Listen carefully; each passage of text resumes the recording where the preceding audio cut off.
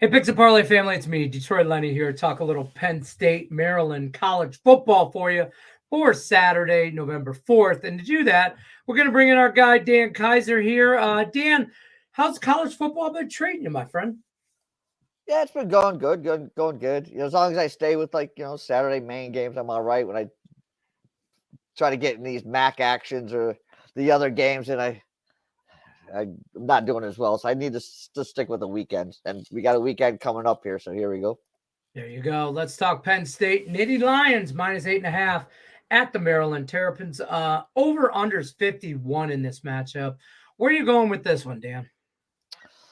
Yeah, we got a Big Ten matchup here that shouldn't be any talk about sign stealing in this one, but Penn State comes in, off a win against Indiana last weekend. They won by 9. They didn't cover. They didn't look good in that game, in both offensively and defensively. They are 7-1 though,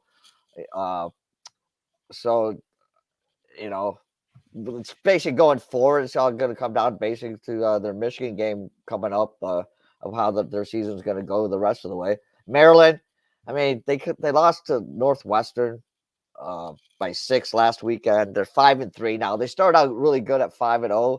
They've lost 3 straight.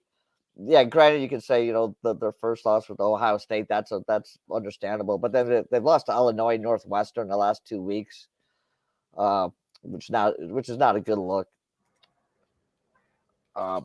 During their run, they've averaged 39.7. Or Penn State has averaged 39.7 points a game.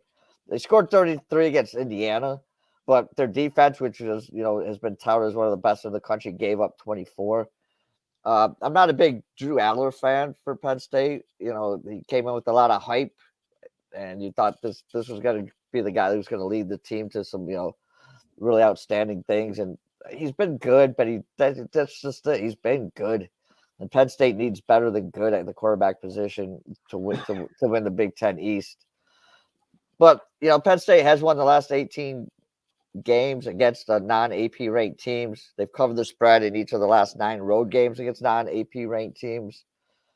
Maryland, they can score. They've averaged 33.4 points a game, but they don't rack up a ton of yards doing it. So it's you don't see a lot of big, long drives from them.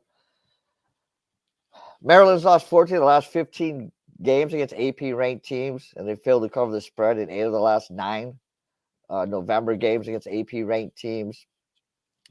Maryland gives up 20.4 points a game, where Penn State only gives up 11.5. I just think this is going to be a combination of Penn State's defense and their offense getting the job done in this one. The line's at 8.5. I think Penn State will win this game by 10. Maryland has just struggled, and I wouldn't say struggle, but they just don't seem to get the job done on both sides of the ball at the same time. So I'm going to take Penn State. They need a win here, a kind of convincing win to show people they still are a factor in the Big Ten East. So I'm going to take Penn State minus the 8.5. I like that. I think this is exactly what you just said. They have to win big to show that anybody in the committee that they're still even a one-loss team. They're a very good one-loss team, and they need to kind of blow out Maryland in this way. So I'm going to take Penn State minus the 8.5 as well. Don't forget, you're looking for more premium plays from Dan Kaiser. Check out picksandparlays.net. Use the promo code NCAAF. That'll save you 20% off the entire site. Till then, though, Dan says take Penn State minus the 8.5 here on Saturday, November 4th. I'm Detroit Lenny, Picks and Parlays. Dan Kaiser, everybody. We appreciate you stopping by. Good luck, unless you're against us, folks. Take care.